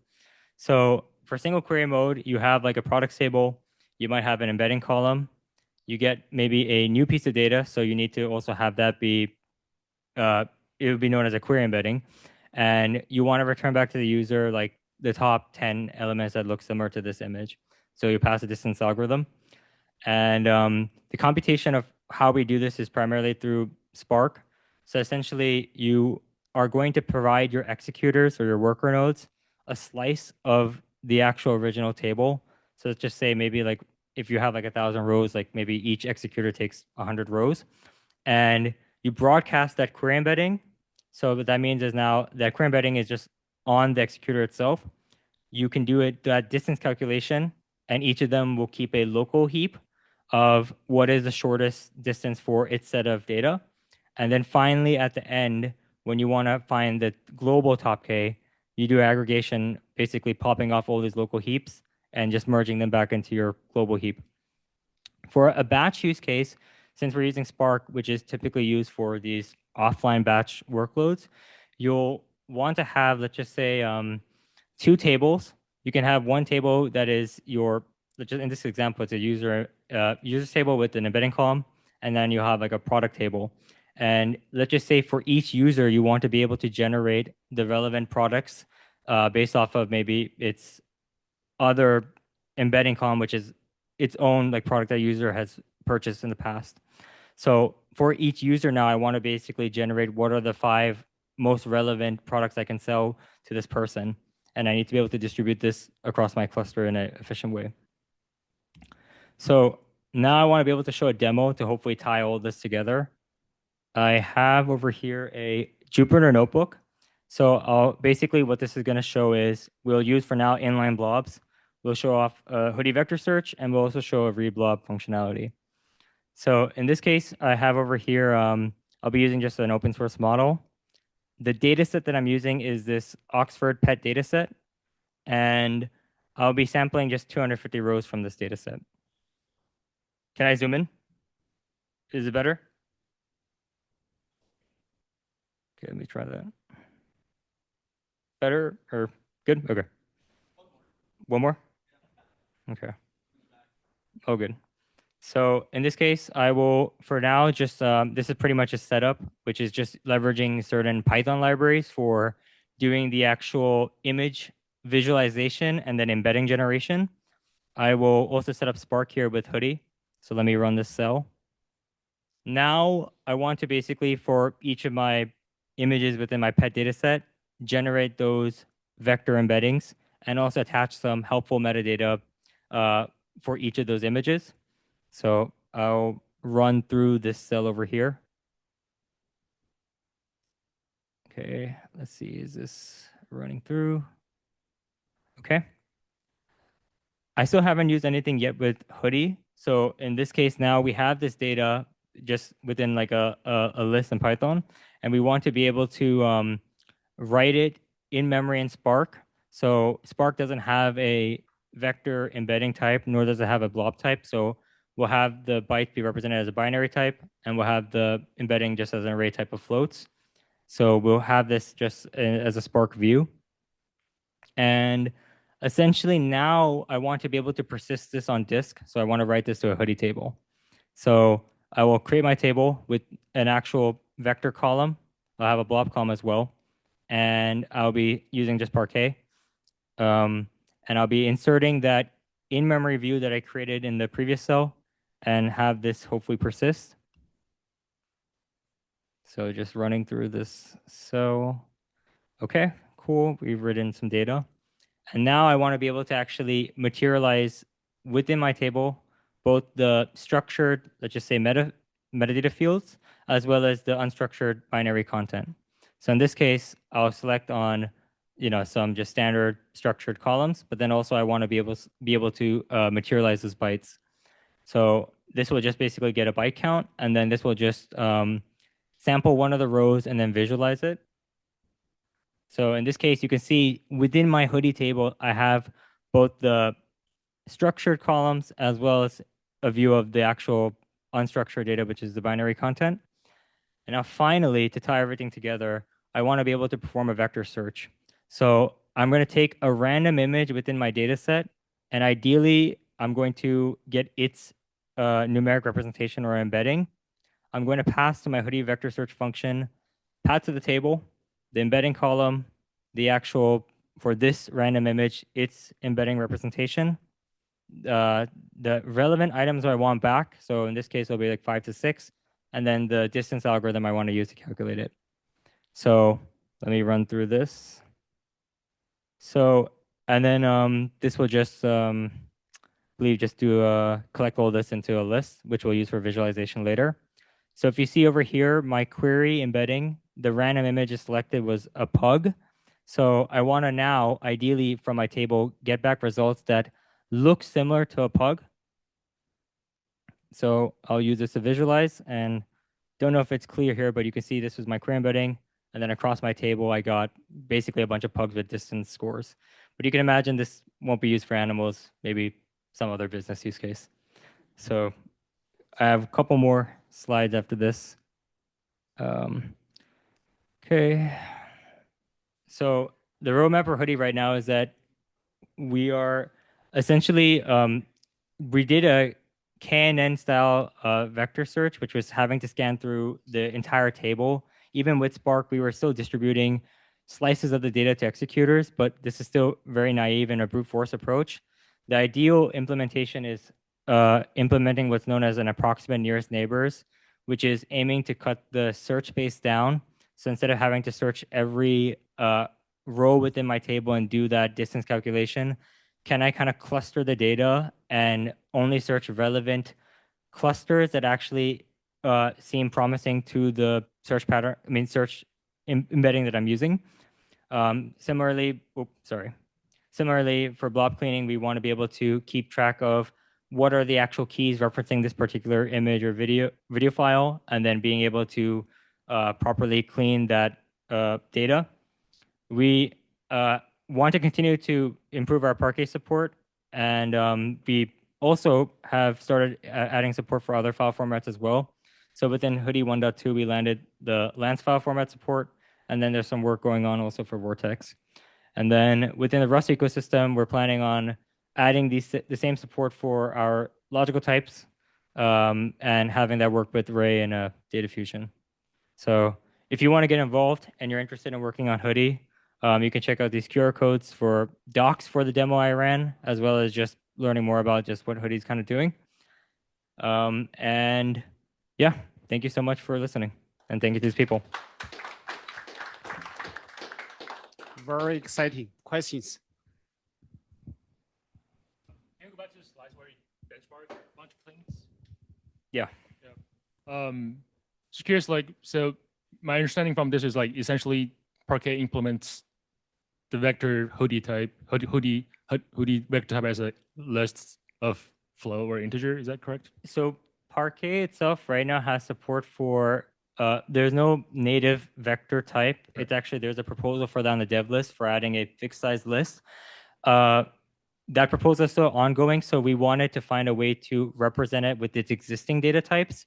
In this case, you can represent a vector as just a list of floats, which Parquet currently supports. But the experiment was trying to find other representations of representing this vector. So in this case, there's this over here, which is known as, in Parquet, there's a type called fixed length byte array, which is you're essentially allocating just the necessary bytes needed for that particular piece of data. And we can do this because we know upfront the size of our vector in terms of its length. And we also know it's not going to have a mix of different data types. It only has one data type across the vector. So we can allocate exactly the bytes we need by just doing a basic multiplication of the element type and then also just its dimension. So hopefully that made sense, which is we just are using Parquet's current primitives and then just kind of in Hoodie adding metadata as well as just choosing the proper file format type. Yep. And then I think the first presenter was talking about we're going to add ALP encoding for the floats. Do you think that will impact this or not really? This is a great question, actually. So I actually haven't gone through the nuances or in depth on the ALP encoding, but we have actually, I didn't attach into this slide deck. Within the vector itself, there is actually another field, which is for storage backing. So currently the only backing we support is fixed bytes, but you can imagine that users can also change that storage backing field to be just list. And in this case, then if ALP encoding is actually optimal for lists, we'll just have to adapt for that when that change kind of lands at Parquet. Thank you.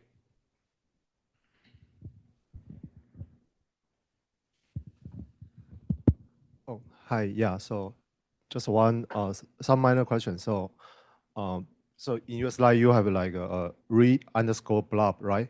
The reblob functionality, this one? Oh, yeah. So that's not the Spark SQL, right? So my question. It is a Spark SQL. Oh, it's a actually. Spark Yeah, SQL. Okay. So currently Hoodie's main engine is primarily most users on Spark. So this is a Spark SQL utility. It's not a UDF. It's actually, we had to rewrite the actual logical plan. So there's a read blob rule, and then there's also a read blob strategy. But yeah, basically, yeah, to answer your question, it is a Spark SQL function. Pardon? It's not an extension. Just within Hoodie Spark Hoodie integration, we've just kind of overridden Spark's interface for logical plan. So I think you can just define like a rule, and then we have our own Hoodie Spark extension. So we just pass that through.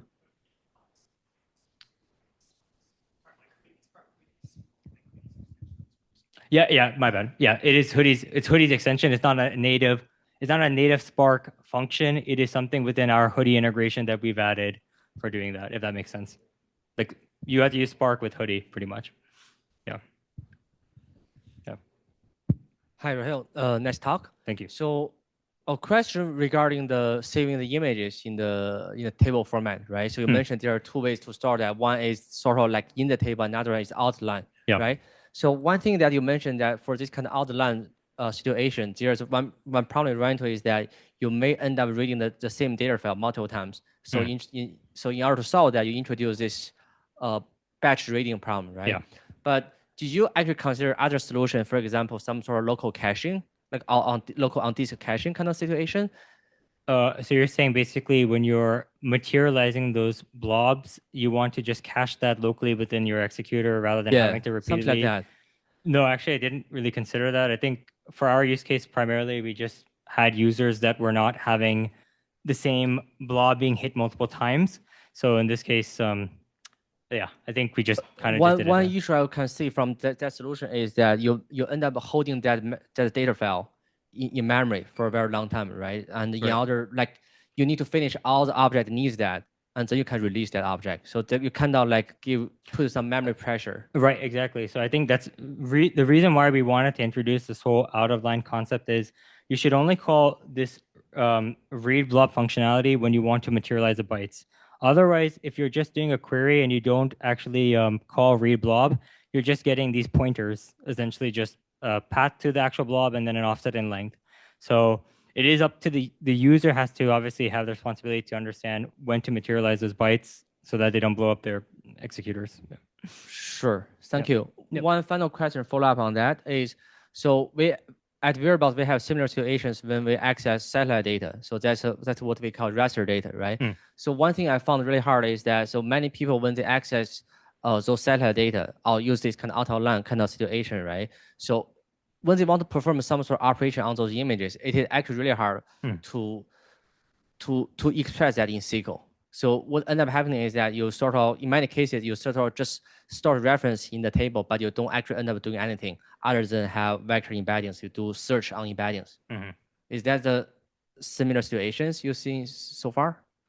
So is the question that users are just only keeping paths to the actual binary content, but they're not doing any kind of meaningful data operation on that? Yes. I think for our use case, primarily, we just have people who just want to be able to not, when you're doing a shuffle, you don't want to actually materialize these bytes. Otherwise, you're just going to have memory pressure. So we wanted to just have this kind of mechanism of inline, out of line, where if the data is small enough, you can put it in the file. If it's not, keep a pointer and then provide some kind of intelligent read blob functionality. Okay. So yeah, I don't know if that answered your question, but that's maybe we could talk after on that. Cool. Thank you. Okay. Thank you, everyone. Oh, crap. Yeah, sorry.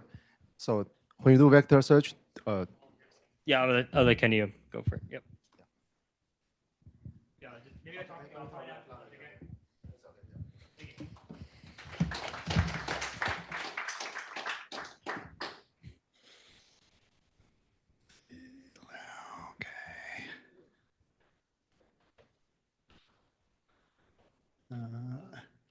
Is it showing anything or not? I think. Is it? Oh. I'd prefer to do it extended if I can. No, I don't want to. I don't want to mirror. I want to have my caption. Yeah, that's what I'm trying to figure out. Which way is the? It's that way. No. I mean, I can mirror if I have to, but oh wait, did that? All right, I can try to mirror then, I guess. Wait, what did that do? Okay, that sort of. But you need to arrange your displays. I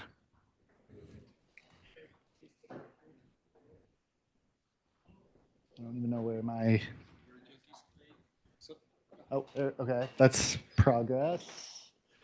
And if I can move this to there. Okay. Sorry, everyone. Okay, cool. Hey, everyone. I'm Kenny. I'm the founder of a local Seattle startup called Hyperpram that's focused on analyzing AI data, unstructured text, things like that. So that's how I kind of got interested in the Parquet space. Also, thanks for everybody for bearing with. It's been a long session. I'll try to be quick through this. So just very quickly, who's working, Parquet is broadly speaking, is invented, created for back-end style workloads.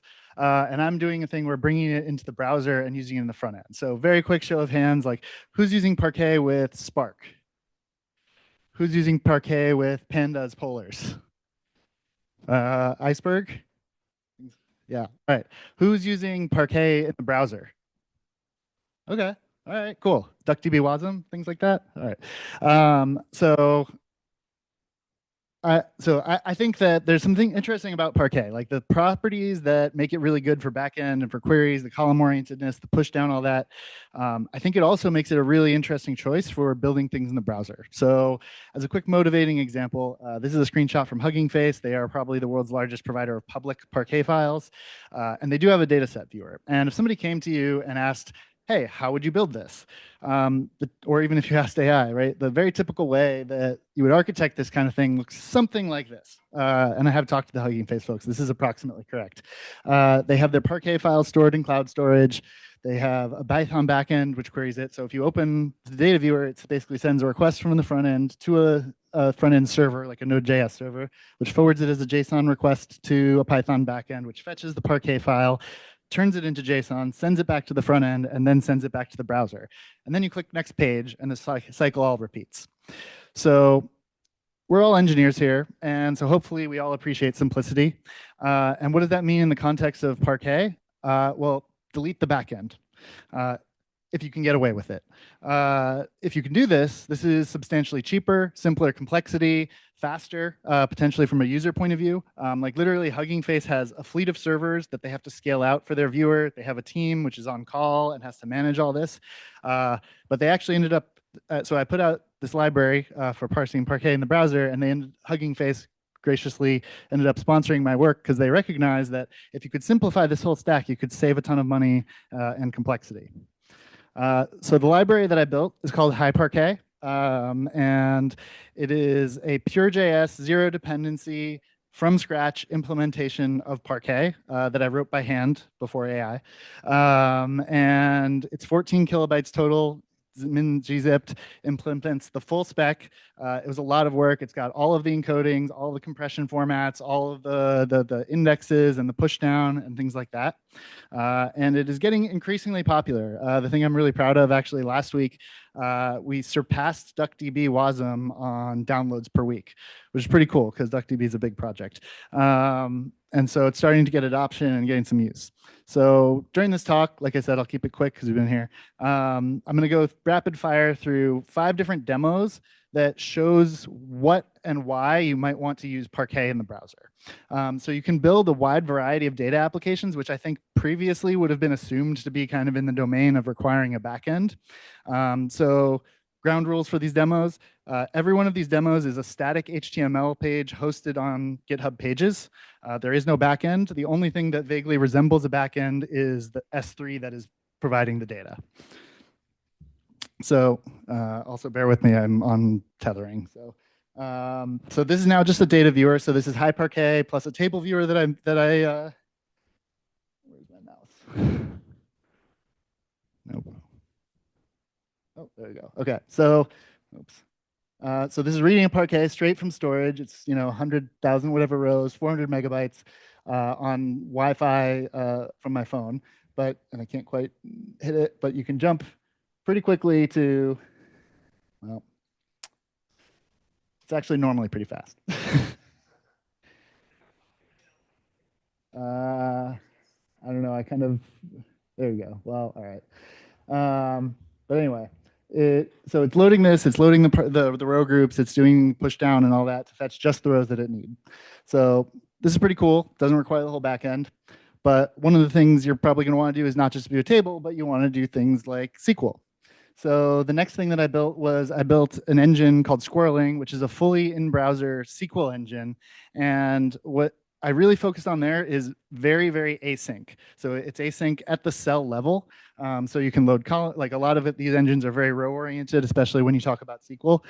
This one is async for everything. So if you have an expensive column, like a big text column, you can, I'm really confused. You can load them independently. You can kind of see, this is a little map of the Parquet file columns and row groups. And again, my internet is not doing me any favors right now, but you can kind of see how this is filling in as it fetches more rows and then shows you the things. So this is pretty cool. And it also supports things like async UDFs and all sorts of clever things like that, which makes it really nice if you wanted to do things like have a UDF for an LLM call, which is like very, very async and expensive and slow. So where am I?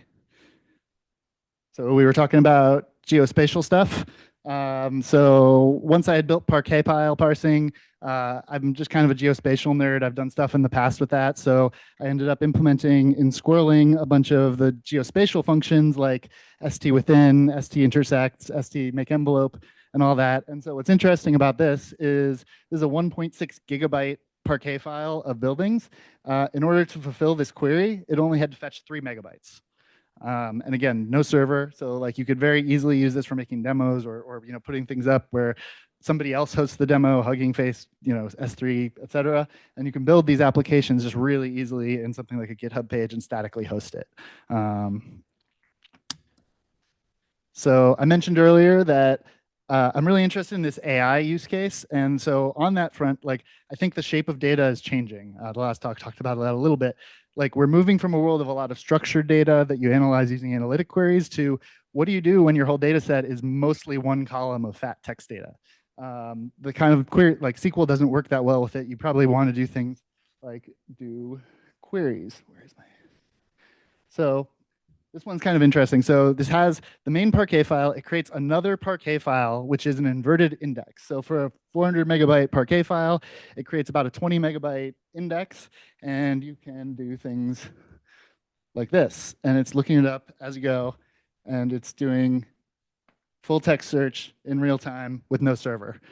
So this is a lot easier than, for example, like deploying an Elasticsearch server if you've ever had to do that. And again, if you have data which is like mostly static, maybe rarely queried, you like really don't want to have like an Elasticsearch server loaded up in memory all the time. So this potentially allows us to learn these lessons of, you know, use cloud storage as just the most massive scalable way and cheapest way to like store this kind of data. And so potentially you could build full text search indexes on your Parquet files using other Parquet files.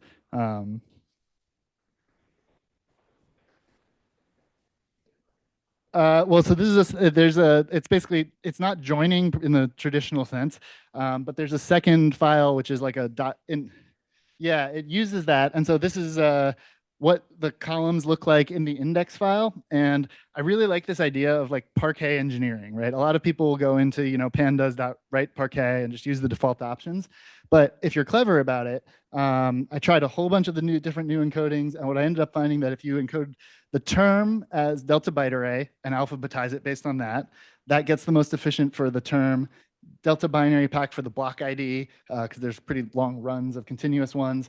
Didn't really matter as much for the dot count and term frequency. And so with this, you can basically cut it down to, you know, less than 6% of the total size of the Parquet file. You can have a full text search index across that Parquet file, which I thought was pretty cool. And so final magic trick is once I had a Parquet parser written in JavaScript, I was like, well, okay, people like Iceberg. Could I build an Iceberg parser? And honestly, like Parquet was like 2/3 of the work of this. But I now have a Iceberg reader and writer in JavaScript. And also just fun fact, I think I have better Iceberg v3 coverage than any other client out there, including the Rust client. And so this is, now I will put a little caveat. It is really hard to find Iceberg tables that are publicly accessible in S3. This is not a very common use case, but there are situations where you might want to use this. Things like people are increasingly making Electron apps, things like Claude Desktop, VS Code, stuff like this, where you have clients which are kind of browser-like, but are in an environment where you could theoretically have access to secure data and stuff. So one of the things we've been building is a desktop Electron app that can access things like people's iceberg tables. And it has everything from time travel and all that. So you can kind of see the rows, like it's going back through history, adding rows, changing the schema, doing an aggregation, and you can kind of just do that. And again, no server. And if you've ever had to deploy an iceberg or spin up an iceberg cluster, like it's kind of a nightmare. This is a lot simpler. That's just a slider for the snapshots. So that's what I was saying. It's doing time travel across the iceberg table fully in the browser and with no server.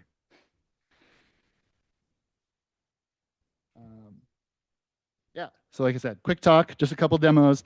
Takeaway. The real insight of Parquet and Iceberg is that if you decouple storage from compute, you get these really interesting benefits. Like companies love it. It's cheap storage at massive scale. You control your own data. You don't have to ship it off to Snowflake or whatever, right? You own your destiny. You can use all these different query engines over it. And this lesson was great, right? And we realized it, but I think we can take it farther. It's not just about backend stuff. The properties that make it great for building, Spark and distributed things like that also make Parquet great for client-side data applications. So, I was alluding to a little bit, like the shape of data is changing, and AI applications are increasingly on the client, Claude Code, Claude Desktop, Codex, VS Code, like all of these kind of things. Or if you just even want to vibe code something, right? Like, do you actually want to spin up a whole, MapReduce cluster just to, do some investigation with an agent? I think that increasingly we're going to see more of this desire to have this lightweight client-first kind of applications. And I think this is an interesting way to do it. So everybody here, loves Parquet and building these kind of data engineering applications. So it's obviously not going to apply to everything, but I guess my takeaway is when you're considering how to architect or how to build an application like this, especially if there's going to be a user-facing component, maybe you don't need a backend. Maybe you can build this with a much simpler sort of client-side application. That was it. Quick talk, like I said. I did just want to say thank you for everyone who contributed to these projects. It wasn't just me. It's been a labor of love. Like, I love nerding out about this. I love data engineering. And I think you can build some really cool stuff with it. It's all open source. It's all MIT licensed. Check it out. GitHub stars greatly appreciated. But that's it.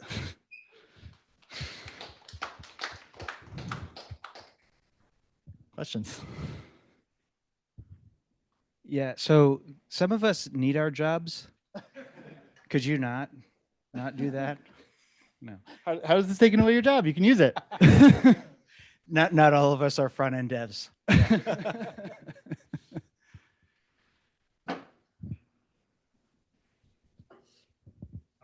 I'm also not a front-end dev, so it might sound stupid, but my understanding from your intro is that this does not use WebAssembly. Is that correct?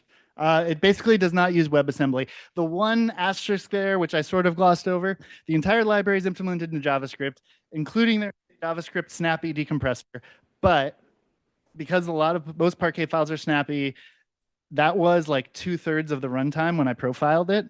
And so I ended up making high snappy, which is a tiny WASM blob, which just does the snappy decompression for Parquet. And like one other little magic trick on that is that, little known fact, if you can make a WASM blob that is 4 kilobytes or less, you don't need to distribute it as its own file. You can inline it. Basically, the browser, like one of the early versions of the browser said you could have synchronous WASM blobs that you could just inline, but then they realized that was a bad idea because most WASM blobs, like DuckDB WASM, for example, is like 22 megabytes of WASM, which is one of the reasons I didn't go into great details. And honestly, I don't want to talk shit about DuckDB because I love DuckDB WASM, but I built HiParquet to be optimized fully for the browser. So it's tiny package, it's very, very easy to bundle, and hence why I really, really wanted to be able to inline the WASM part if I was going to do so. And I skipped over a slide, but I did some benchmarking also against DuckDB WASM, and this is really, like, DuckDB was built not to run in the browser, right? It was built to do local queries, OLAP type things. And so if you look at how it queries Parquet files over HTTP, it's not ideal. It actually does this thing where it like does an exponentially increasing series of reads where it'll do, first it'll just read the last 8 bytes to get the footer, then it'll expand out with 8 KB, 16 KB, 32 KB. And if you look at the waterfall of DuckDB fetching a file over the network, it's really, really bad. HiParquet was optimized basically assuming you're in the browser, and so it tries optimistically to fetch the footer as a 15 KB fetch at the beginning, and it parallelizes fetches because like the browser, especially with HTTP3, can support like 100 or 256 parallel connections. So like there's a bunch of these kind of optimizations that you can make like if you're optimizing specifically for this browser use case. So I was gonna ask, like, what was the trade-off for WASM? It sounds like it's mostly just because of client size. You want to optimize for the. Well, the WASM thing, I mean, you could build WASM. The problem with WASM is like you have to cross the WASM JavaScript boundary. And so I was talking about how it's like very async. It's hard to do async really well between that boundary. Like DuckDB WASM doesn't do it very well. DuckDB WASM does not at all support async UDFs. It doesn't support the same level of like streamability. It's theoretically probably possible, but it ends up just being very difficult. Got it. Thank you. Oh, hi. So do you use front-end caching during the read, and maybe using arrow? That's my question. Caching? Caching, yeah. Yeah, I have various levels of caching in order to like make it effective. I have like a byte level cache when it's fetching the data. I have some row level caches when I'm showing it. Also, just curious, do you use arrow format? No. No. Okay. Yeah, and so like, I mean, arrow, if you look at some of the things that people have done in the browser, like arrow.js will do some of this, but then it ends up putting it into arrow buffers, and then you need to like decode the arrow buffers into something that JavaScript can use. So I just went for straight from Parquet to native JSON, and it just kind of made life easier. Thank you. Okay, I think that's it. Thank you so much. Awesome.